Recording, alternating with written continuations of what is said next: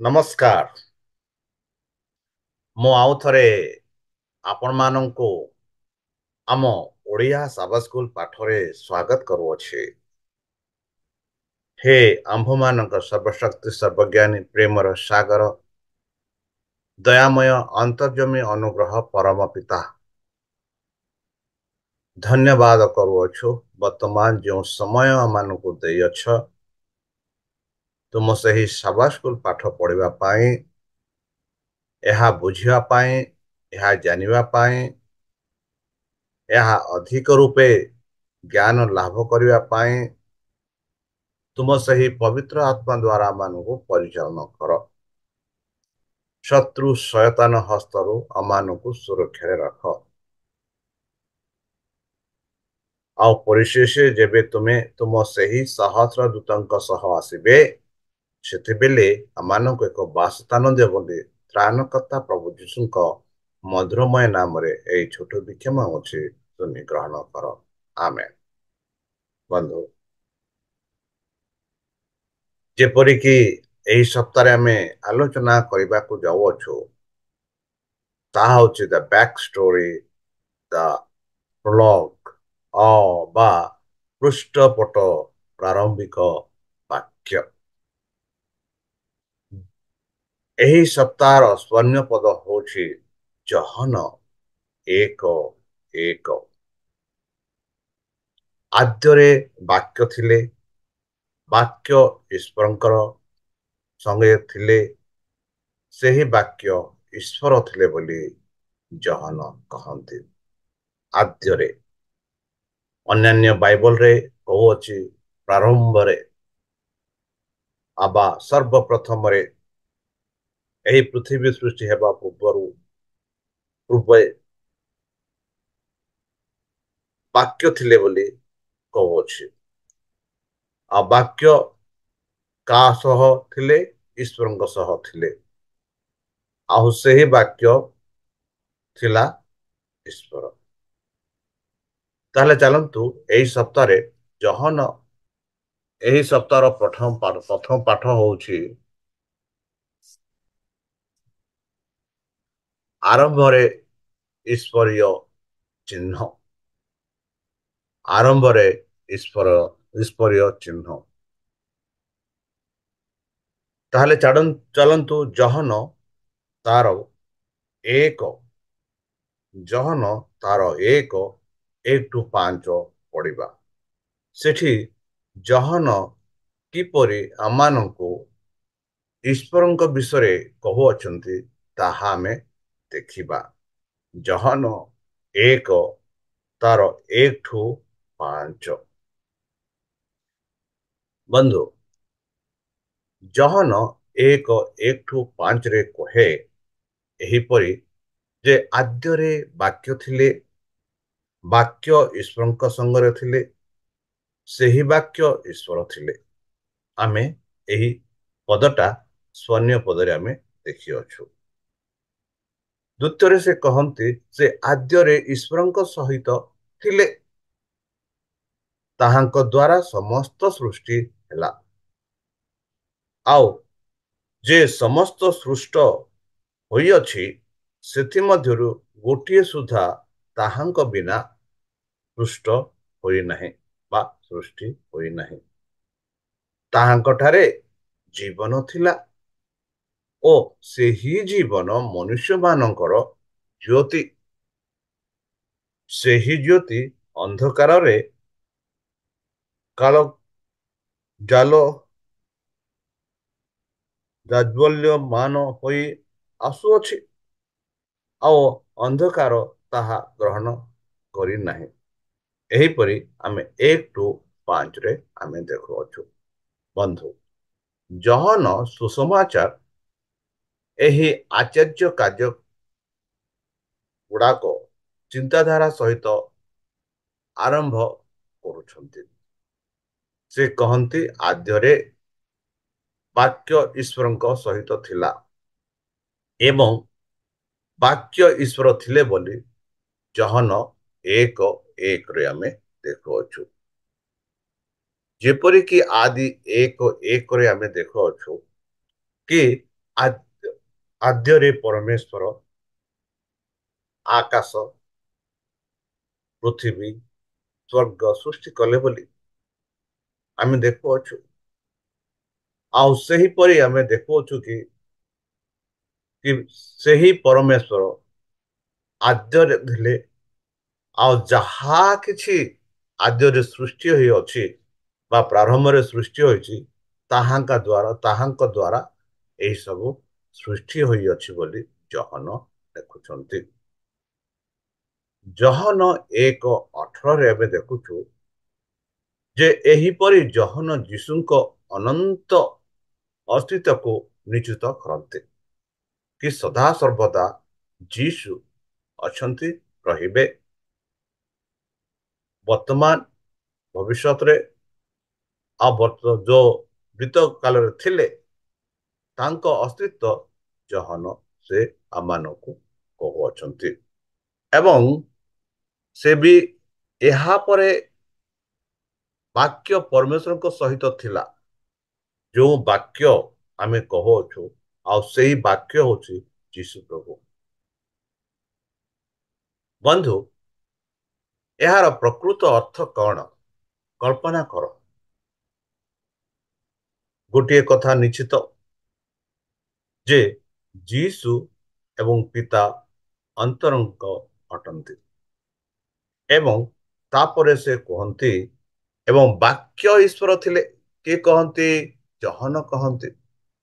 କିନ୍ତୁ ବାକ୍ୟ କିପରି ଈଶ୍ୱରଙ୍କ ସହିତ ରହିପାରିବ ଏବଂ ସେହି ସମୟରେ ଈଶ୍ୱର ହୋଇପାରିବ, ଏହାର ଉତ୍ତର ଗ୍ରୀକରେ ମିଳିଥାଏ। ଆଉ ଗ୍ରୀକ ଭାଷାରେ ଏକ ନିର୍ଦ୍ଦିଷ୍ଟ ପ୍ରବନ୍ଧ ଅଛି, ଦି କିନ୍ତୁ କୌଣସି ଅନିଶ୍ଚିତ ପ୍ରବନ୍ଧ ଏ ବା ଆନ୍ ନାହିଁ। ତେବେ ଆମ ପାଇଁ କଣ ଗୁରୁତ୍ୱପୂର୍ଣ୍ଣ ଥିଲା? ତାହା ହଉଛି ବାକ୍ୟରେ। ଆଉ ସେ ବାକ୍ୟ ଶବ୍ଦ ଏକ ନିର୍ଦ୍ଦିଷ୍ଟ ପ୍ରମାଣ ଅଛି ବା ପ୍ରବନ୍ଧ ଏପରି ଏକ ନିର୍ଦ୍ଦିଷ୍ଟ ବାକ୍ୟ ପିତାଙ୍କ ସହିତ ଥାଏ ଏବଂ ବାକ୍ୟ ପିତାଙ୍କ ସହିତ ଥିଲା ବୋଲି ଆମେ ଦେଖୁଅଛୁ। ବାକ୍ୟରେ ଏବଂ ଶବ୍ଦ ଈଶ୍ୱର ଥିଲା ବା ବାକ୍ୟ ଥିଲେ, ଈଶ୍ୱର ଥିଲେ। ଆଉ ବାକ୍ୟ ଈଶ୍ୱର ବିନୟ ନାହିଁ, ଯାହାକି ଏହି ଯୋଉ ସେଟିଂରେ ଆମେ ଦେଖୁଛୁ ତାହା ନୁହେଁ। ଯେପରିକି ଜହନ 1:3-4 ଆମେ ଦେଖୁଛୁ, ସେଠି କୁହେ ଯେ ଯୀଶୁ ସମସ୍ତ ସୃଷ୍ଟିର ସୃଷ୍ଟିକର୍ତ୍ତା ବୋଲି ଯାହା ଆମେ ଦେଖିଲୁ ଜହନ 1:1-5। ଆଉ ଜହନ କହନ୍ତି କି ଏହି ପୃଥିବୀରେ ଯାହା ଯାହା ଆମେ ଦେଖୁଅଛୁ ସେହି ସବୁ କ୍ଷେତ୍ରରେ ଯେଉଁଠାରେ ଏହା ଅନୁମାନ କରାଯାଏ ଯେ ସେହି ପ୍ରଶ୍ନର ଉତ୍ତର ପ୍ଲୁଟୋ କେବେ ଦେଇନଥିଲେ। କେତେକ ଦାର୍ଶନିକ କଥାଗୁଡ଼ିକ କିଛି ଅବକ୍ଷୟ ଭାବରେ ଚିହ୍ନଟ କରିଥିଲେ। ଅନନ୍ତ ରୂପ ଏବଂ ବିନାଶକାରୀ ପାର୍ଥିବ ମଧ୍ୟରେ ମଧ୍ୟସ୍ଥ ବିଷୟକୁ ଜହନ ଏହି ବାକ୍ୟକୁ ସମ୍ପୂର୍ଣ୍ଣ ଭିନ୍ନ ଢଙ୍ଗରେ ବ୍ୟବହାର କରନ୍ତି। ବନ୍ଧୁ, ପୁଣି ସେ ରକ୍ଷଣାବେକ୍ଷଣ କହନ୍ତି। ସତ୍ୟ ବାକ୍ୟ କିଛି କାଳ୍ପନିକ ନୁହେଁ ବନ୍ଧୁ। ସ୍ୱର୍ଗ ଏବଂ ପୃଥିବୀ ମଧ୍ୟରେ ବାକ୍ୟ ଗୁଡ଼ିକ ହେଉଛି ଜଣେ ବ୍ୟକ୍ତି। ସେଇ ଜଣେ ବ୍ୟକ୍ତି ହେଉଛନ୍ତି ଯୀଶୁ ଖ୍ରୀଷ୍ଟ ନିଜେ। ଆଉ ସେହି ବାକ୍ୟ ଯୀଶୁ ନିଜେ ଦେହବନ୍ତ ହୋଇ ଆମ ମଧ୍ୟରେ ବାସ କଲେ। ଏହିପରି ଜହନ 1:14 ଆମେ ପାଉଛୁ। ବନ୍ଧୁ, ଏହି ଉପାୟ ଈଶ୍ୱର ମାନଙ୍କ ମଧ୍ୟରୁ ଜଣେ ହେଲେ ବୋଲି ଦେହବନ୍ତ ମାନେ ଈଶ୍ୱର ଆମମାନଙ୍କ ପରି ଜଣେ ହେଲେ। ଆଉ ଏହି ଜହନ ତାଙ୍କ ସୁସମାଚାରରେ ଲେଖନ୍ତି। ସେ କହନ୍ତି ବାକ୍ୟ ଗୁଡ଼ିକ ଅନନ୍ତ ପରମେଶ୍ୱରଙ୍କୁ ପ୍ରତିନିଧିତ୍ୱ କରୁଥିଲା। ସମୟ ଏବଂ ସ୍ଥାନକୁ ପ୍ରବେଶ କରି ଯିଏ କଥାବାର୍ତ୍ତା କଲେ, କାର୍ଯ୍ୟ କଲେ ଏବଂ ମନୁଷ୍ୟ ସହିତ ସମ୍ପର୍କ ରଖିଲେ, ସେ ହେଉଛନ୍ତି ଯୀଶୁ ଖ୍ରୀଷ୍ଟ। ଆଉ ସେହି ବାକ୍ୟଗତ ସ୍ତରରେ ଅନନ୍ତ ପରମେଶ୍ୱର ଆମ ମଧ୍ୟରୁ ଜଣେ ମନୁଷ୍ୟ ହେଲେ ବୋଲି ଆମେ ଦେଖୁଅଛୁ। ଯେପରିକି ଜହନ 1:14 ଆମେ ଦେଖିଲୁ କି ସେହି ବାକ୍ୟ ଦେହବନ୍ତ ହେଲେ ବୋଲି ଏବଂ ସେହି ବାକ୍ୟ ଆମ ସହ ରହିଲେ, ଆମ ସହ କଥାବାର୍ତ୍ତା ହେଲେ, ଆମ ସହ ହାଲଚାଲ କରୁଥିଲେ, ଯାହା ଆମେ ନୂତନ ନିୟମରେ ଦେଖୁଅଛୁ। କି ଯାତ୍ରା ପୁସ୍ତକ 25:8କୁ ଯାହା ସୂଚାଉଛି, ଯେଉଁଠାରେ ପରମେଶ୍ୱର ଇସ୍ରାଏଲ ପ୍ରଜାମାନଙ୍କ ସହ ରହିଲେ। କି ରୂପେ ରହିଲେ? ଯାହା ଆମେ ଦେଖୁଅଛୁ ଯାତ୍ରା ପୁସ୍ତକରେ, ଯେବେ ସେମାନେ ମରୁଭୂମି ଦେଇ କେନାନ ଦେଶକୁ ପ୍ରବେଶ କରୁଥିଲେ, ଆଉ ସେହି ସମୟରେ ସଦାପ୍ରଭୁ ପରମେଶ୍ୱର ସେମାନଙ୍କ ସହ ଉପସ୍ଥିତ ଥିଲେ। କି ରୂପେ? ଦିନ ବେଳେ ସେ ମେଘ ରୂପେ ଥିଲେ, ଆଉ ରାତିରେ ସେ ଅଗ୍ନିସ୍ତମ୍ଭ ରୂପେ ସେ ଥିଲେ, ଆଉ ସେମାନଙ୍କୁ ସୁରକ୍ଷା କରୁଥିଲେ ସବୁ ପ୍ରକାର ଆପଦ ବିପଦରୁ। ଆଉ ସେହି ବାକ୍ୟ ନୂତନ ନିୟମରେ ଆମେ ଦେଖୁଅଛୁ କି ଦେହବନ୍ତ ହେଲେ ଆଉ ମନୁଷ୍ୟମାନଙ୍କ ଠାରେ ସେ ବାସ କଲେ। ମନୁଷ୍ୟର ପାଦରେ ପାଦ ଦେଇ ତାଙ୍କର ଗୌରବକୁ ଆଚ୍ଛାଦନ କଲେ। ଲୋକମାନଙ୍କ ତାଙ୍କ ସହିତ ଯୋଗାଯୋଗ ଯେପରି କରିପାରୁନାହାନ୍ତି, ଜହନ ଏଠାରେ ଯାହା ଲେଖିଛନ୍ତି ତାହାର ପ୍ରଭାବ ଉପରେ ଧ୍ୟାନ ଆମେ ଦେବାକୁ ପଡ଼ିବ। ମନେ ରଖନ୍ତୁ ବନ୍ଧୁ, ପରମେଶ୍ୱର ନିଜେ ସୃଷ୍ଟିକର୍ତ୍ତା ଜଣେ ମନୁଷ୍ୟ ହୋଇଗଲେ, ଆମ ମଧ୍ୟରେ ଜଣେ ସେ ହେଲେ ଏବଂ ସେହି ବ୍ୟକ୍ତି ଆମଠାରେ ସେ ବଞ୍ଚିଲେ। ଏଠାରେ ଆମେ ମଧ୍ୟ ବାସ କଲେ, ମାନେ ସେ ଏଠାରେ ଆମ ସହିତ ସେ ବାସ କଲେ। ବନ୍ଧୁ, ସେହି ଯୀଶୁ ପରିଶେଷ ଆପଣା ଜୀବନ ଦାନ ଦେଲେ, ଯେପରିକି ପାପୀ ମଣିଷ ପରିତ୍ରାଣ ପାଇପାରିବେ। ଚାଲନ୍ତୁ ଆମେ ଆଗକୁ ବଢିବା। ବାକ୍ୟ ଶୁଣିବା କିମ୍ବା ନ ଶୁଣିବା, ବାକ୍ୟ ଶୁଣିବା କିମ୍ବା ନ ଶୁଣିବା। ଯଦି ଜହନ 1:9-13 ପଢିବା, ଜହନ 1:9-13 ପଢିବା, ସେଠି ଜହନ କଣ କଠୋର ବାସ୍ତବତା ଏଠାରେ ଚିତ୍ରଣ କରୁଛନ୍ତି, ଆଉ ଲୋକମାନଙ୍କୁ କିପରି ଯୀଶୁଙ୍କର ପ୍ରତିକ୍ରିୟା ପ୍ରକାଶ କରନ୍ତି, ତାହା ଆମେ ଦେଖୁଅଛୁ। ତାହେଲେ ଚାଲନ୍ତୁ ଦେଖିବା ଜହନ 1:9-13। ଏଠି ଆମେ ଦେଖୁଅଛୁ 9-13ରେ, ଯେଉଁ ସତ୍ୟ ଜ୍ୟୋତି ପ୍ରତ୍ୟେକ ମନୁଷ୍ୟକୁ ଆଲୋକ ପ୍ରଦାନ କରନ୍ତି, ସେ ଜଗତକୁ ଆସୁଥିଲେ।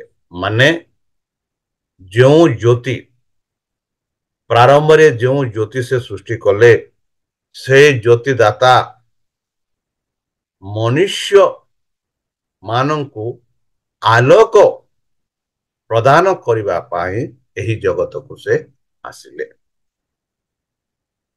ସେ ଜଗତରେ ଥିଲେ ଓ ଜଗତ ତାହାଙ୍କ ଦ୍ୱାରା ସୃଷ୍ଟ ହେଲା ବୋଲି ଆମେ ଦେଖୁଅଛୁ। ତଥାପି ଜଗତ ତାହାକୁ ଚିହ୍ନିଲା ନାହିଁ। ସେ ଆମ ସହିତ ରହିଲେ, ଆମ ସହିତ ବାସ କଲେ, ଅନେକ ଆଚର୍ଯ୍ୟ କାର୍ଯ୍ୟ କଲେ, ହେଲେ ଜଗତ ତାହାକୁ ଚିହ୍ନିଲା ନାହିଁ ବୋଲି ଆମେ ଦେଖୁଅଛୁ। ଆଉ ଜହନ ଏହିପରି ସେ ପ୍ରକାଶ କରନ୍ତି।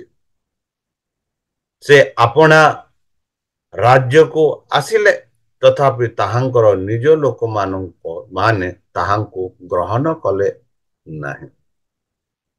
ମାତ୍ର ଯେତେ ଲୋକ ତାହାଙ୍କୁ ଗ୍ରହଣ କଲେ, ଅର୍ଥାତ୍ ଯେଉଁମାନେ ତାହାଙ୍କ ନାମରେ ବିଶ୍ୱାସ କଲେ, ସେ ସମସ୍ତଙ୍କୁ ସେ ଈଶ୍ୱରଙ୍କ ସନ୍ତାନ ହେବା ନିମନ୍ତେ ଅଧିକାର ଦେଲେ। ସେମାନେ ରକ୍ତରୁ, ଶରୀରର ଇଚ୍ଛାରୁ ଅବା ମନୁଷ୍ୟର ଇଚ୍ଛାରୁ ଜାତ ହେଲେ ନାହିଁ, ବରଂ ଈଶ୍ୱରଙ୍କ ଠାରୁ ଜାତ ହେଲେ। ବନ୍ଧୁ, କେଡ଼େ ସୁନ୍ଦର ଭାବରେ ଜହନ ପ୍ରକାଶ କରନ୍ତି କି ପ୍ରକାର କଠୋର ବାସ୍ତବତା ଏଠି ଜହନ ଚିତ୍ରଣ କରୁଛନ୍ତି। ଆଉ ଯୀଶୁଙ୍କର ପ୍ରତିକ୍ରିୟା ବିଷୟରେ ମାନଙ୍କୁ କହୁଅଛନ୍ତି। ସେ ଜ୍ୟୋତି ଥିଲେ, ଆଉ ସେଇ ଜ୍ୟୋତି ଏହି ଜଗତକୁ ଆସିଲେ, ଯେପରିକି ଏହି ଜଗତକୁ ସେ ଆଲୋକ ଦେଇପାରିବ। ଆଉ ଯେବେ ସେ ଆସିଲେ, ସେଇ ଜ୍ୟୋତି, ସେଇ ସୃଷ୍ଟିକର୍ତ୍ତାକୁ ଲୋକମାନେ ଚିହ୍ନି ପାରିଲେ ନାହିଁ। ମାତ୍ର ଯେତେ ଲୋକ ତାହାଙ୍କୁ ଚିହ୍ନିଲେ, ଯେତେ ଲୋକ ତାହାଙ୍କୁ ବିଶ୍ୱାସ କଲେ, ସେମାନଙ୍କୁ ସେହି ଅଧିକାର ଦେଲେ। ଆଉ ସେହି ଅଧିକାର ଦେଲେ ଯାହାକି ସେମାନଙ୍କୁ ସନ୍ତାନ ସନ୍ତତି ହେବା ପାଇଁ ଅଧିକାର ଦେଲେ। ବନ୍ଧୁ, ସନ୍ତାନ ସନ୍ତତି ଯେବେ ଆମେ ଏଇ କଥା କହୁ, ଏକ ଭାବନା ଆସେ। ଆମ ଘରେ, ଆମ ପରିବାରରେ, ଆପଣଙ୍କ ପରିବାରରେ ଯଦି ଗୋଟିଏ ଝିଅ ଗୋଟିଏ ପୁଅ ଅଛନ୍ତି, ସେମାନଙ୍କୁ ଆପଣଙ୍କର ସମସ୍ତ ସ୍ନେହ, ପ୍ରେମ, ମମତା ଦେବ ବା ଦେଖାଇବ। ଯାହା ଯାହା ସେମାନଙ୍କର ଆବଶ୍ୟକ ତାହା ତମେ ପୂର୍ଣ୍ଣ କରିବ। କାହିଁକି? ସେମାନେ ହେଉଛନ୍ତି ଆପଣଙ୍କର ରକ୍ତ ମାଂସ। ଆଉ ସେହିପରି ଏଠି ଯୀଶୁ ଆମମାନଙ୍କୁ କହୁଛନ୍ତି, ଯେ କେହି ତାହାଙ୍କ ନାମରେ ବିଶ୍ୱାସ କରନ୍ତି, ସେମାନଙ୍କୁ ଏହିପରି ଅଧିକାର ଦିଅନ୍ତି କି ସେମାନେ ତାଙ୍କର ସନ୍ତାନ ସନ୍ତତି ହେବାର ଅଧିକାର। ମାନେ ପରମେଶ୍ୱରଙ୍କର ବାକ୍ୟ, ପରମେଶ୍ୱରଙ୍କର ରାଜ୍ୟରେ ଯେପରି ଆପଣା ସନ୍ତାନ ସନ୍ତତି ବାସ କରିପାରିବେ, ସେହିପରି ଅଧିକାର ସେ ଦେଲେ। ଯେପରିକି 18 ପଦରେ ଆମେ ଦେଖୁଅଛୁ, ସେଇ ପ୍ରାରମ୍ଭ ବା ସେଇ ପ୍ରାରମ୍ଭିକ ପଦରେ କି ଏଠି କହୁଛି, କେହି କେବେ ଈଶ୍ୱରଙ୍କୁ ଦେଖି ନାହିଁ, ପିତାଙ୍କ କୋଳସ୍ଥିତ ଆଦିତ୍ୟ ପୁତ୍ର ତାହାଙ୍କୁ ପ୍ରକାଶ କଲେ। ବନ୍ଧୁ, କେହି ଆମେ ଯଦି ଦେଖିବା, ମଉସା ଈଶ୍ୱରଙ୍କ ଦାସ ପ୍ରଭୁଙ୍କୁ ଦେଖିବା ପାଇଁ ସେ ଇଚ୍ଛା କରୁଥିଲେ। ଆଉ ପ୍ରଭୁଙ୍କୁ ସେ ଅନୁରୋଧ କରି କହିଲେ, ପ୍ରଭୁ, ମୁଁ ତୁମକୁ ଦେଖିବା ପାଇଁ ଚାହୁଁଅଛି। ଆଉ ପରମେଶ୍ୱର କହିଲେ କି ମୋତେ ଦେଖି କେହି ବି ବଞ୍ଚି ପାରିବେ ନାହିଁ। ମୁଁ ପଛତା କରିବି, ଆଉ ମୁଁ ଗଲାବେଳେ ଯେଉଁ ମହିମା ମୋର ପ୍ରକାଶ ହେବ ତାହା ହିଁ ତମେ ଦେଖିପାରିବ। ଆଉ ଯେବେ ତାଙ୍କ ମହିମା ଦେଖିଲେ ମଉସା ଆମେ ତାଙ୍କ କାହାଣୀ ଭଲ ଭାବରେ ଜାଣିଅଛୁ। ତାଙ୍କର ଚେହେରା ଏତେ ଉଜ୍ଜଳତା ଥିଲା କି ଲୋକେ କହିଲେ କି ତୁମ ଚେହେରା ଉପରେ ପରଦା ଢାଲ, ଯେହେତୁ ତୁମର ଚେହେରା ଏତେ ଉଜ୍ଜଳ ଯେ ଆମେ ଦେଖିପାରୁନାହୁଁ। ଏଠି ଯେପରି ଆମେ ପାଉଛୁ 18 ପଦରେ, କେହି କେବେ ଈଶ୍ୱରଙ୍କୁ ଦେଖି ନାହିଁ, ପିତାଙ୍କ କଳତିତ ଆଦିତ୍ୟ ପୁତ୍ର ତାହାଙ୍କୁ ପ୍ରକାଶ କଲେ। ମାନେ ପିତା କିପରି ତାଙ୍କ ପ୍ରେମ, ତାଙ୍କ ସ୍ନେହ, ତାଙ୍କ କୃପା, ତାଙ୍କ ଯୋଉ ମଣିଷଙ୍କର ପ୍ରେମ, ଯୀଶୁ ଖ୍ରୀଷ୍ଟ ଏହି ଜଗତକୁ ଆସି 16 ଏଠି କହୁଅଛି 3:16 ଆମେ ଏ ପଦଟା ଭଲ ଭାବରେ ଜାଣୁଛୁ। ହେଲେ ମୁଁ ଆଉ ଥରେ ପଢିବା ପାଇଁ ଚାହୁଁଛି। କାରଣ ଈଶ୍ୱର ଜଗତକୁ ଏଡେ ପ୍ରେମ କଲେ ଯେ ସେ ଆପଣା ଆଦୃତ ପୁତ୍ରକୁ ଦାନ କଲେ, ଯେ କେହି ତାହାଙ୍କଠାରେ ବିଶ୍ୱାସ କରେ ସେ ବିନଷ୍ଟ ନ ହୋଇ ଅନନ୍ତ ଜୀବନ ପ୍ରାପ୍ତ ହୁଏ। ବନ୍ଧୁ, ଯେ କେହି ଗରିବ ହଉ, ଧନୀ ହଉ, ପାପୀ ହଉ, ଧାର୍ମିକ ହଉ, ଅନ୍ଧ ହଉ, ବୃଦ୍ଧା ହଉ, ପୁଅ ହଉ, ଝିଅ ହଉ, ଧନୀ ହଉ, ରାଜା ହଉ, ମନ୍ତ୍ରୀ ହଉ, ଯେ କେହି ତାଙ୍କଠାରେ ବିଶ୍ୱାସ କରନ୍ତି। କାହିଁକି? ଈଶ୍ୱର ଜଗତକୁ ପ୍ରେମ କଲେ, ଆଉ ସେହି ପ୍ରେମ ଯୋଗୁ ତାଙ୍କ ଏକମାତ୍ର ପୁତ୍ରକୁ ଦାନ କଲେ।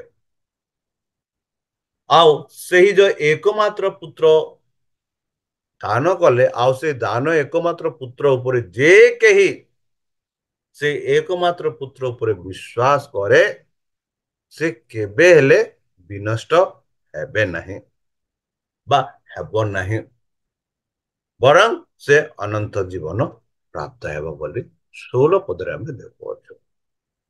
ଆଉ 17 ପଦରେ କଣ ଲେଖାଯାଉଛି? ଯେନୁ ଜଗତର ବିଚାର କରିବା ନିମନ୍ତେ ଈଶ୍ୱର ଆପଣା ପୁତ୍ରକୁ ଜଗତକୁ ପ୍ରେରଣ କରି ଜଗତ ଯେପରି ତାହାଙ୍କ ଦ୍ୱାରା ପରିତ୍ରାଣ ପ୍ରାପ୍ତ ହୁଏ ଏଥିପାଇଁ ତାହାଙ୍କୁ ପ୍ରେରଣ କଲେ। କାହିଁକି ଯୀଶୁ ଖ୍ରୀଷ୍ଟ ଏଇ ଜଗତକୁ ଆସିଲେ? କାହିଁକି ପରମେଶ୍ୱର ଆପଣା ପୁତ୍ରକୁ ଏଇ ଜଗତକୁ ପଠାଇଲେ? ଯେପରିକି ଜଗତ ବିଚାର କରିବା ନିମନ୍ତେ ଆପଣା ପୁତ୍ରଙ୍କୁ ଜଗତକୁ ପ୍ରେରଣ କଲେ, ଯେପରି ସେ ବିଚାର କରିବେ, ଜଗତ ଯେପରି ତାହାଙ୍କ ଦ୍ୱାରା ପରିତ୍ରାଣ ପ୍ରାପ୍ତ ହୁଏ ବା ହୋଇପାରିବ, ଏଥିପାଇଁ ସେଇ ସଦାପ୍ରଭୁ ପରମେଶ୍ୱର ଆପଣା ପୁତ୍ରକୁ ପଠାଇଲେ, ତାହାଙ୍କୁ ପ୍ରଦାନ କଲେ ବୋଲି ଆମେ 17 ପଦରେ ଦେଖୁଅଛୁ। ଯଦି ଆମେ ଦେଖିବା 18 ପଦରେ, ଯେ ତାହାଙ୍କଠାରେ ବିଶ୍ୱାସ କରେ, ଯେ ଯେପରି ମୁଁ ଏହା ପୂର୍ବରେ କହିସାରିଛି, ଯେ କେହି ତାହାଙ୍କଠାରେ ବିଶ୍ୱାସ କରେ ସେ ବିଚାରିତ ହୁଏ ନାହିଁ। ଯେ କେହି ତାଙ୍କଠାରେ ବିଶ୍ୱାସ କରେ ଆଉ ସେ ବିଶ୍ୱାସ ଅନ୍ତଃକରଣରୁ ଆତ୍ମାର ମନ ସବୁ ଶକ୍ତି ଦେଇ ଯଦି ବିଶ୍ୱାସ କରିବେ, ଆଉ ସେହି ଯେ ବ୍ୟକ୍ତିକୁ ବିଚାର କରିବେ ନାହିଁ ବୋଲି ଆମେ ଏଠି ଦେଖୁଅଛୁ। ଯେ ବିଶ୍ୱାସ କରେ ନାହିଁ ସେ ବିଚାରିତ ହୋଇ ସାରିଲାଣି, କାରଣ ସେ ଈଶ୍ୱରଙ୍କ ଆଦିତ୍ୟ ପୁତ୍ରଙ୍କ ନାମରେ ବିଶ୍ୱାସ କରିନାହିଁ। ଯେ କେହି ଯୀଶୁ ଖ୍ରୀଷ୍ଟଙ୍କ ଠାରେ ବିଶ୍ୱାସ କରିନାହାନ୍ତି, ମାନେ ସେମାନେ ବିଚାରିତ ହଉଛନ୍ତି, ସେ ବିଚାର ସ୍ଥାନରେ ଉପସ୍ଥିତ ହେବାକୁ ପଡିବ। ଆଉ ଯେବେ ସେମାନେ ବିଚାର କରାଯିବ ସେମାନଙ୍କ ବିଷୟରେ, ଆଉ ଯେଉଁ ଦଣ୍ଡ ସେମାନଙ୍କୁ ଦିଆଯିବାକୁ ଉପଯୁକ୍ତ ସେହି ଦଣ୍ଡ ସେମାନେ ପାଇବେ। କାରଣ ଯେ କେହି କୁକର୍ମ କରେ ସେ ଜ୍ୟୋତିକୁ ଘୃଣା କରେ, ପୁଣି କାଳେ ତାହାର କର୍ମର ଦୋଷ ପ୍ରକାଶିତ ହୁଏ, ଏଥିପାଇଁ ସେ ଜ୍ୟୋତିକୁ ନିକଟକୁ ଆସେ ନାହିଁ। ବନ୍ଧୁ, ଯଦି ମୁଁ ଠିକ କାମ କରୁଛି ତାହେଲେ ମୁଁ କାହିଁକି ଅନ୍ୟମାନଙ୍କୁ ଭୟ କରିବି? ଯଦି ମୁଁ ଠିକ କାମ କରୁନାହିଁ ତାହେଲେ ନିଶ୍ଚିତ ରୂପେ ମୁଁ ସତ୍ୟ କହିବା ପାଇଁ ମୁଁ ଡରେ। ସେହିପରି ଏଠି କହୁଛି, ଯେ କେହି କୁକର୍ମ କରେ ସେ ଜ୍ୟୋତିକୁ ଘୃଣା କରେ। ସେ ଜ୍ୟୋତି କିଏ? ଯୀଶୁକୁ ଘୃଣା କଲେ। କାହିଁକି? ଯୀଶୁ ତାଙ୍କ କୁକର୍ମର ସବୁକୁ ଦୋଷକୁ ପ୍ରକାଶିତ କରନ୍ତି। ଏଥିପାଇଁ ଏମିତି ବ୍ୟକ୍ତି ଅଛନ୍ତି କି ସେମାନେ ଜ୍ୟୋତିକୁ ଆସନ୍ତି ନାହିଁ। କିନ୍ତୁ ଯେ କେହି ସତ୍ୟ ଆଚରଣ କରେ, ମନେ ରଖନ୍ତୁ, ଯେ କେହି ସତ୍ୟ ଆଚରଣ କରେ ସେ ଜ୍ୟୋତି ନିକଟକୁ ଆସେ, ଯେପରି ତାହାଙ୍କ କର୍ମ ସବୁ ଈଶ୍ୱରଙ୍କ ଠାରେ ସାଧିତ ବୋଲି ପ୍ରକାଶିତ ହୁଏ। ବନ୍ଧୁ, ତାହେଲେ ଆମ ଉପରେ ଏହା ନିର୍ଭର କରାଯାଉଛି, ଆମେ କିପରି ଯୀଶୁଙ୍କ ଠାରେ ବିଶ୍ୱାସ କରୁଛୁ ଆଉ କିପରି ଆମର ବିଶ୍ୱାସଟା ଈଶ୍ୱରଙ୍କ ଉପରେ ଦୃଢ଼ ରୂପେ ହେଉଅଛି, ତାହା ଆମେ ନିଜକୁ ଚିନ୍ତା କରି କହିବାକୁ ପଡ଼ିବ। ତାହେଲେ ଚାଲନ୍ତୁ ଦେଖିବା ଜହନ 12:36-44 ଜହନ ଆଉ କଣ କହନ୍ତି। ଜହନ 12:36 ସେ କହନ୍ତି ଏହିପରି 36ରେ, ତୁମେମାନେ ଯେପରି ଜ୍ୟୋତିର ସନ୍ତାନ ହୁଅ, ସେଥିପାଇଁ ଜ୍ୟୋତି ତୁମମାନଙ୍କ ନିକଟରେ ଥାଉ ଥାଉ ଜ୍ୟୋତିତ୍ୱରେ ବିଶ୍ୱାସ କର। ବନ୍ଧୁ, ଆଜିକାଲି ଟେଲିଭିଜନ ମାଧ୍ୟମ ଦ୍ୱାରା, ରେଡ଼ିଓ ମାଧ୍ୟମ ଦ୍ୱାରା, ବାଇବଲ ମାଧ୍ୟମ ଦ୍ୱାରା, ହ୍ୱାଟ୍ସଆପ୍ ମାଧ୍ୟମ ଦ୍ୱାରା, ୟୁଟ୍ୟୁବ ମାଧ୍ୟମ ଦ୍ୱାରା, ଫେସବୁକ୍ ମାଧ୍ୟମ ଦ୍ୱାରା ଈଶ୍ୱରଙ୍କ ବାକ୍ୟ ପ୍ରସାରଣ କରାଯାଉଅଛି। ଆଉ ସେ ବାକ୍ୟ ହେଉଛି ସେଇ ଜ୍ୟୋତି। ଆଉ ଯେ କେହି ସେ ଜ୍ୟୋତିକୁ ବିଶ୍ୱାସ କରେ ସେ ଜ୍ୟୋତିର ସନ୍ତାନ ହୁଏ ବା ଈଶ୍ୱରଙ୍କର ସନ୍ତାନ ହୁଏ। ଆଉ ଯେ କେହି ସେଇ ଜ୍ୟୋତିକୁ ସେ ବିଶ୍ୱାସ କରନ୍ତି ନାହିଁ, ସେମାନେ ଅନ୍ଧକାରର ସନ୍ତାନ ହୁଅନ୍ତି ବୋଲି ଆମେ ଦେଖୁଅଛୁ। ଯୀଶୁ ଏହି ସବୁ କଥା କହି ପ୍ରସ୍ଥାନ କଲେ ଓ ସେମାନଙ୍କ ଠାରୁ ଗୋପନରେ ଗଲେ ବୋଲି ଆମେ 36 ପଦରେ ଆମେ ଦେଖୁଅଛୁ। 37 ପଦରେ ଆମେ ଦେଖୁଛୁ, କିନ୍ତୁ ଯଦି ବି ସେମାନଙ୍କ ସାକ୍ଷାତରେ ଏତେ ଆଶ୍ଚର୍ଯ୍ୟ କର୍ମ କରିଥିଲେ ତଥାପି ସେମାନେ ତାଙ୍କଠାରେ ବିଶ୍ୱାସ କରୁନଥିଲେ। ଯେପରି ଭାବବାଦୀ ଯିଶାୟଙ୍କ ଦ୍ୱାରା ଉକ୍ତ ଏହି ବାକ୍ୟ ସଫଳ ହୁଏ, ହେ ପ୍ରଭୁ, କିଏ ଏମାନଙ୍କ ସମ୍ବାଦ ବିଶ୍ୱାସ କରିଅଛି ଆଉ ପ୍ରଭୁଙ୍କ ବାହୁ କାହା ନିକଟରେ ପ୍ରକାଶିତ ହୋଇଅଛି। ଏହି କାରଣରୁ ସେମାନେ ବିଶ୍ୱାସ କରିପାରୁନଥିଲେ, ଯେନୁ ଯିଶାୟ ପୁନଶ୍ଚ କହିଛନ୍ତି। କଣ କହନ୍ତି? ସେ ସେମାନଙ୍କର ଚକ୍ଷୁ ଅନ୍ଧ କରିଅଛନ୍ତି ଆଉ ସେମାନଙ୍କ ହୃଦୟ ଛଡ଼ କରିଅଛନ୍ତି, ଯେପରି ସେମାନେ ଆଖିରେ ଦେଖିବେ ନାହିଁ ଓ ହୃଦୟରେ ବୁଝିବେ ନାହିଁ, ପୁଣି ଫେରିବେ ନାହିଁ ଆଉ ଆମ୍ଭେ ସେମାନଙ୍କୁ ସୁସ୍ଥ କରିବୁ ନାହିଁ। ଯିଶାୟ ଏହି ସବୁ କହିଲେ କାରଣ ସେ ତାହାଙ୍କର ମହିମା ଦେଖିଲେ ଓ ତାହାଙ୍କ ବିଷୟରେ କଥା କହିଲେ। ତଥାପି ନେତାମାନଙ୍କ ମଧ୍ୟରୁ ସୁଦ୍ଧା ଅନେକ ତାଙ୍କଠାରେ ବିଶ୍ୱାସ କଲେ। କିନ୍ତୁ କାଲେ ସେମାନେ ସମାଜ ଗୃହରୁ ବାହାର ହୁଅନ୍ତି। ଏଥିପାଇଁ ଫାରୁସୀମାନଙ୍କ ହେତୁ ତାହା ସ୍ୱୀକାର କରୁନଥିଲେ। କାରଣ ସେମାନେ ଈଶ୍ୱରଙ୍କ ଠାରୁ ଗୌରବ ଅପେକ୍ଷା ବରଂ ମନୁଷ୍ୟମାନଙ୍କ ଠାରୁ ଗୌରବ ଭଲ ପାଉଥିଲେ। ବନ୍ଧୁ,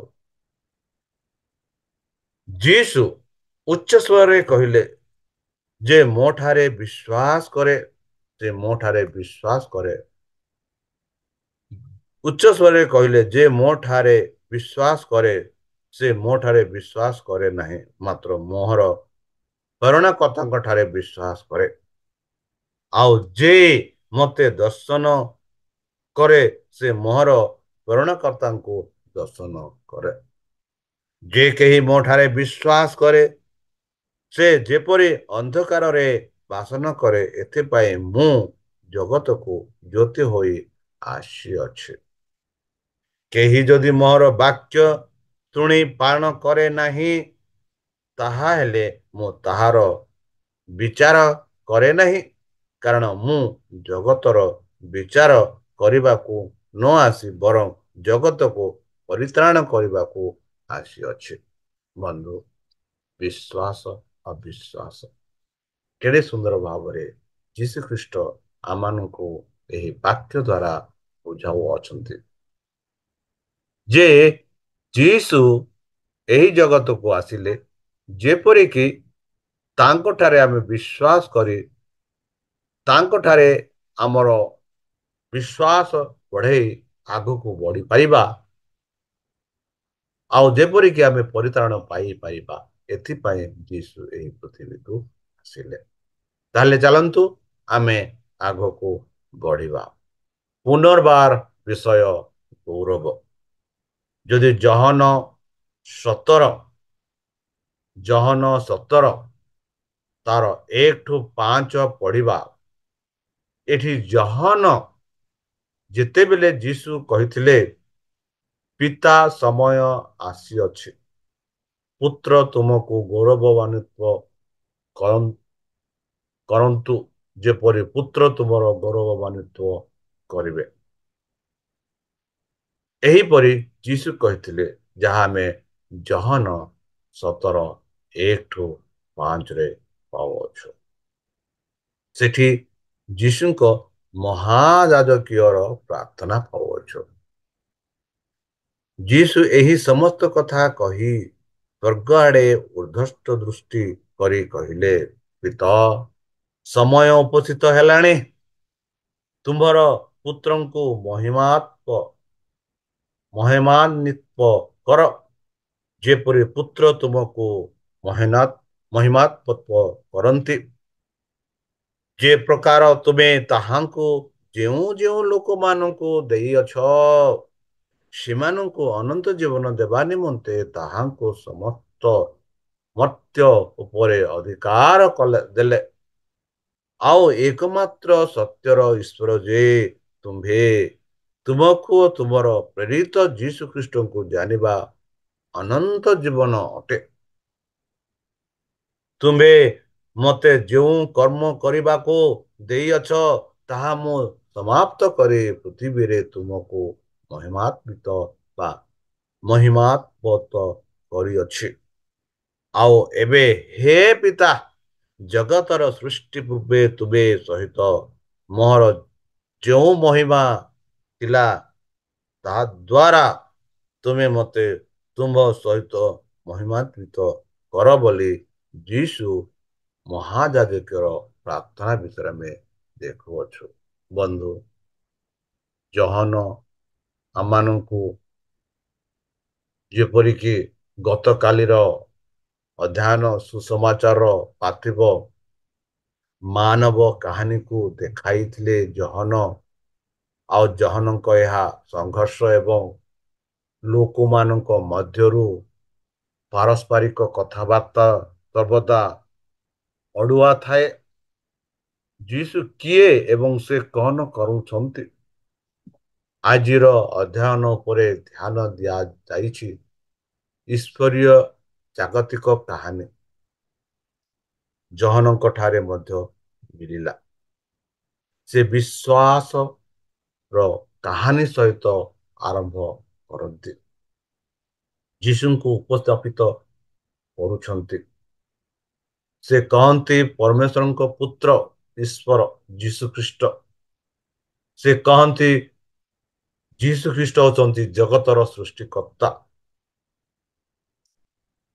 ଆଉ ସେ କହନ୍ତି ଯାହା କିଛି ଥିଲା ପୁନଶ୍ଚ ଯାହା କିଛି ଅଛି ଥରେ ବିଦ୍ୟମାନ ନଥିଲା, କିନ୍ତୁ ଅସ୍ତିତ୍ଵ କେବଳ ଯୀଶୁଙ୍କ ମାଧ୍ୟମରେ ହୋଇଥିଲା ବୋଲି ସେ କହନ୍ତି। ତାହାଙ୍କ ଦ୍ୱାରା ସମସ୍ତ ସୃଷ୍ଟି ହୋଇଥିଲା। ଯେ ସମସ୍ତ ସୃଷ୍ଟ ହୋଇଅଛି ସେଥିମଧ୍ୟରେ ଗୋଟିଏ ସୁଦ୍ଧା ତାହାଙ୍କ ବିନା ସୃଷ୍ଟି ହୋଇନାହିଁ, ଯାହାକି ଜହନ 1:3 ଆମେ ଦେଖୁଛୁ। ବନ୍ଧୁ, ଅବତାରରେ ସେ ଜଣେ ମନୁଷ୍ୟ ହେଲେ, ଯାହା ଆମେ ଜହନ 1:14 ପଢିଥିଲୁ, ଯାହା ଜହନ ବ୍ୟବହାର କରନ୍ତି।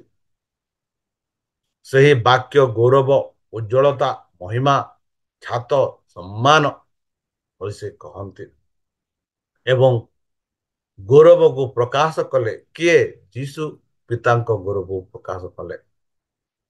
ମନୁଷ୍ୟଙ୍କ ଠାରେ ସମ୍ମାନ ଏବଂ ପରମେଶ୍ୱରଙ୍କ ଠାରୁ ସମ୍ମାନ କିମ୍ବା ଗୌରବ ପାଇବ।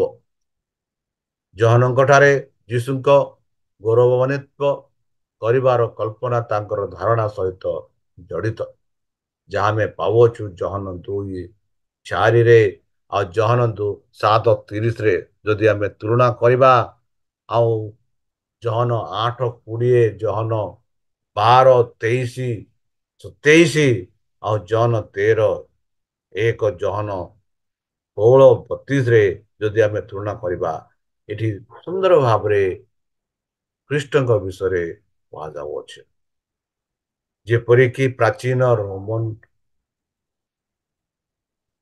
ରୋମିଓ ମାନେ ଲଜ୍ଜାଜନକ ଏବଂ ଅପମାନଜନକ କାର୍ଯ୍ୟ ଭାବୁଥିଲେ, ଦୁନିଆ ଏହି ଅବିଶ୍ୱାସନୀୟ ବିପରୀତ କୃଷରେ ଅନ୍ତର୍ନିହିତ ବର୍ଣ୍ଣନା କରନ୍ତି।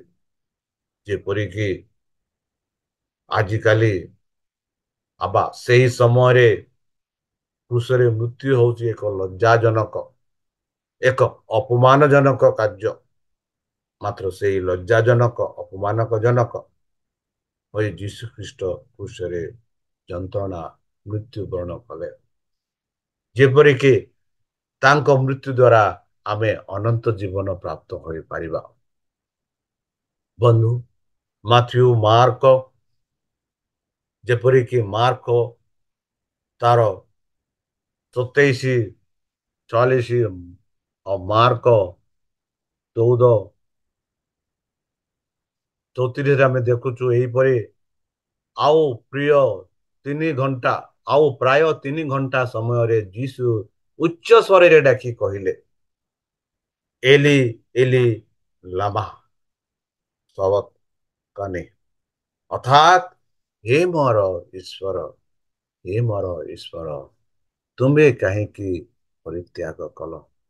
ଏହିପରି ମାର୍କ 15:34 ଆମେ ପାଉ। ବନ୍ଧୁ, 3 ଘଣ୍ଟା ସମୟରେ ଯୀଶୁ ଉଚ୍ଚ ସ୍ୱରରେ ଡାକି କହିଲେ, ଏଲି ଏଲି ଲାମା ସବକ୍ତାନି, ଅର୍ଥାତ୍ ହେ ମୋର ଈଶ୍ୱର, ହେ ମୋର ଈଶ୍ୱର, ତୁମେ ମୋତେ କାହିଁକି ପରିତ୍ୟାଗ କଲ? ବନ୍ଧୁ, କେତେ ସୁନ୍ଦର ଭାବରେ ଜହନ ଏହି କଥାକୁ ପ୍ରକାଶ କରୁଛନ୍ତି। ଯୀଶୁ ପ୍ରଭୁ କୃଷରେ କିପରି କ୍ରନ୍ଦନ କରି ପିତାଙ୍କ ଠାରେ କହିଲେ। ସେହିପରି ଯଦି ଆମେ ପଢିବା ଲୁକ ତାର 23:32-47, ପୁଣି ପ୍ରାଣଦଣ୍ଡ ଭୋଗିବା ନିମନ୍ତେ 2 ଜଣଙ୍କ ଦୁଷ୍କର୍ମକାରୀ ମଧ୍ୟ ତାହାଙ୍କ ସାଙ୍ଗରେ ନିଆଯାଇଥିଲେ। ଆଉ ସେମାନେ କପାଳ ନାମକ ସ୍ଥାନରେ ଉପସ୍ଥିତ ହୋଇ ସେଠାରେ ତାହାଙ୍କୁ କ୍ରୁଶରେ ଚଢ଼େଇଲେ। ପୁଣି ଦୁଷ୍କର୍ମକାରୀମାନଙ୍କ ମଧ୍ୟରୁ ଜଣଙ୍କୁ ଦକ୍ଷିଣରେ ଓ ଅନ୍ୟ ଜଣଙ୍କ ବାମରେ କ୍ରୁଶରେ ଚଢ଼େଇଲେ। ଯେତେବେଳେ ଯୀଶୁ କହିଲେ, ପିତ, ଏମାନଙ୍କୁ କ୍ଷମା କର, କାରଣ ଏମାନେ କଣ କରୁଅଛନ୍ତି ତାହା ଜାଣନ୍ତି ନାହିଁ, ଆଉ ସେ ସେମାନଙ୍କୁ ତାହାଙ୍କ ବସ୍ତ୍ର ସବୁ ଭାଗ କରିବା ନିମନ୍ତେ ଚାଲି ଗୁଲିବାଣ୍ଟ କଲେ।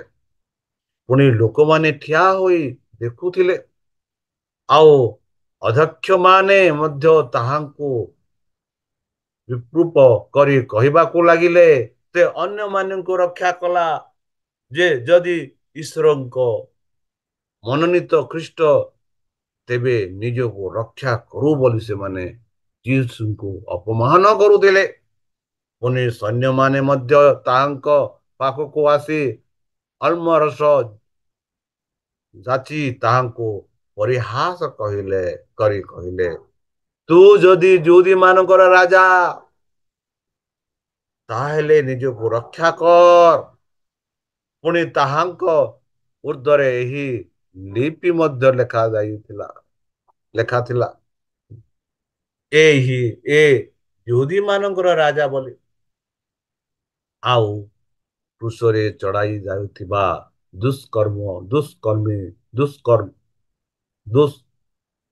ଦୁଷ୍କର୍ମିକାରୀ ମାନଙ୍କ ମଧ୍ୟରୁ ଜଣେ ତାହାଙ୍କୁ ନିନ୍ଦା କରି କହିବାକୁ ଲାଗିଲା, ତୁ କଣ ଖ୍ରୀଷ୍ଟ ନୁହେଁ? ନିଜକୁ ଓ ଆମମାନଙ୍କୁ ରକ୍ଷା କର। କିନ୍ତୁ ଅନ୍ୟ ଜଣକ ତାହାକୁ ଧମକ ଦେଇ ଉତ୍ତର ଦେଲା, ତୁ ସମାନ ଦଣ୍ଡ ତ ପାଇଛୁ, ତୁ ଈଶ୍ୱରଙ୍କୁ କଣ ଭୟ ମଧ୍ୟ କରୁନାହଁ? ଆଉ ଆମ୍ଭେମାନେ ସିନା ନ୍ୟାୟ ଭାବରେ ଦଣ୍ଡ ଭୋଗୁଅଛୁ, କାରଣ ଆମ୍ଭେମାନେ ନିଜ ନିଜ କର୍ମର ସମୁଚିତ ଫଳ ପାଉଅଛୁ, କିନ୍ତୁ ଏହି ବ୍ୟକ୍ତି କୌଣସି ଦୋଷ କରିନାହାନ୍ତି। ପୁଣି ସେ କହିଲା, ହେ ଯୀଶୁ, ଆପଣ ନିଜ ରାଜ୍ୟରେ ପ୍ରବେଶ କଲେ ମୋତେ ସ୍ମରଣ କରିବେ। ସେଥିରେ ସେ ତାହାକୁ କହିଲେ, ମୁଁ ତୁମକୁ ସତ୍ୟ ସତ୍ୟ କହୁଅଛି, ଆଜି ତୁମେ ମୋର ସହିତ ପାରାଦୀପରେ ଉପସ୍ଥିତ। ବନ୍ଧୁ, ଏହି କାହାଣୀ ଆମେ ଭଲ ଭାବରେ ଜାଣିଅଛୁ। ଏହି କାହାଣୀ ଆମେ ଭଲ ଭାବରେ ଜାଣିଅଛୁ। ତାହେଲେ ବନ୍ଧୁ, ଏହା ପରିତ୍ରାଣର ସ୍ଥାନ ଅଟେ, ଦୟା ଏବଂ ଯେଉଁଠାରେ ଈଶ୍ୱରଙ୍କ ପୁତ୍ର ନିଜକୁ ନିଜ ପିତାଙ୍କ ନିକଟରେ ସମର୍ପଣ କରନ୍ତି। କେତେ ବିଡ଼ମ୍ବନାର ବିଷୟ! ପରମେଶ୍ୱର ସର୍ବଶ୍ରେଷ୍ଠ ଗୌରବ ତାଙ୍କର ସବୁଠାରୁ ବଡ଼ ଲଜ୍ଜାରେ ପ୍ରକାଶିତ ହେଲେ, ସ୍ୱୟଂ ନିଜେ ଜଗତର ପାପ ବହନ କଲେ। ଆଉ ସେହି ଯୀଶୁ ଆଜି ଆମମାନଙ୍କୁ ଆହ୍ୱାନ କରୁଅଛନ୍ତି କି ମୋତେ ବିଶ୍ୱାସ କର, ପରିତ୍ରାଣ ଲାଭ କର। ହଁ ବନ୍ଧୁ, ଚାଲନ୍ତୁ ତାଙ୍କ ନାମରେ ଆମେ ବିଶ୍ୱାସ କରିବା, ଯେହେତୁ ତାଙ୍କ ନାମରେ ହିଁ ଆମେ ପରିତ୍ରାଣ ପାଇପାରିବା। ସେ ଯୀଶୁ ହିଁ ଆମମାନଙ୍କର ଜୀବନର ମାର୍ଗଦର୍ଶନ କରିପାରିବେ। ସେ ଯୀଶୁ ହିଁ ଆମମାନଙ୍କୁ ପରିତ୍ରାଣ ଦେଇପାରିବେ। ସେଇ ଯୀଶୁ ହିଁ ଆଦ୍ୟରେ ଥିଲେ, ଆଉ ଯାହା ଯାହା ଆମ ନିଜ ଚକ୍ଷୁ ଦେଖିପାରୁଛି, ସେହି ସବୁ ସେଇ ଯୀଶୁ ହିଁ ସୃଷ୍ଟି କରିଛନ୍ତି। ତାହେଲେ ଚାଲନ୍ତୁ, ଯେପରି ଜହନ 3:16 ଆମେ ପଢି ସାରିଛୁ, ଯେ କେହି ତାହାଙ୍କ ଠାରେ ବିଶ୍ୱାସ କରେ, ସେ କେବେ ହେଲେ ବିନଷ୍ଟ ହେବ ନାହିଁ, ବରଂ ଅନନ୍ତ ଜୀବନ ପାଇବ। ଆଉ ଯେ କେହି ତାଙ୍କଠାରେ ବିଶ୍ୱାସ କରନ୍ତି, ସେମାନଙ୍କୁ ତାଙ୍କର ସନ୍ତାନ ସନ୍ତତି ହେବା ପାଇଁ ଅଧିକାର ଦିଅନ୍ତି।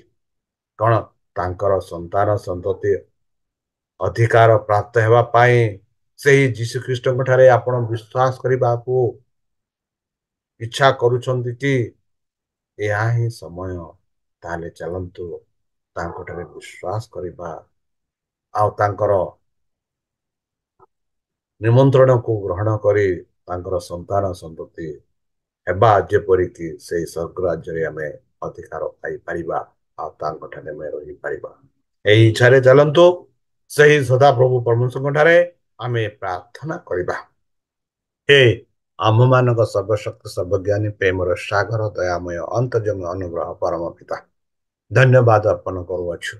ବର୍ତ୍ତମାନ ଯେଉଁ ବାକ୍ୟ ତୁମ ଭକ୍ତମାନଙ୍କୁ ଶୁଣାଇଲେ ସେହି ବାକ୍ୟ ଅନୁସାରେ ଆମମାନଙ୍କୁ ଚାଲିବା ପାଇଁ ବୁଦ୍ଧିରେ ଜ୍ଞାନରେ ଶକ୍ତିରେ ପରିପୂର୍ଣ୍ଣ କର। ଶତ୍ରୁ ଶୈତାନ ହାତରୁ ଆମମାନଙ୍କୁ ଦୂରେଇ ରଖ। ଆଉ ପରିଶେଷ ଯେବେ ତୁମେ ତୁମ ସେହି ସହସ୍ର ଦୂତଙ୍କ ସହ ଆସିବେ ସେତେବେଳେ ଆମମାନଙ୍କୁ ଏକ ବାସସ୍ଥାନ ଦିଅ ବୋଲି ତ୍ରାଣକର୍ତ୍ତା ପ୍ରଭୁ ଯୀଶୁଙ୍କ ମଧୁରମୟ ନାମରେ ଏଇ ଛୋଟ ବିକ୍ଷମ ଅଛି ତୁମେ ଗ୍ରହଣ କର। ଆମେନ୍।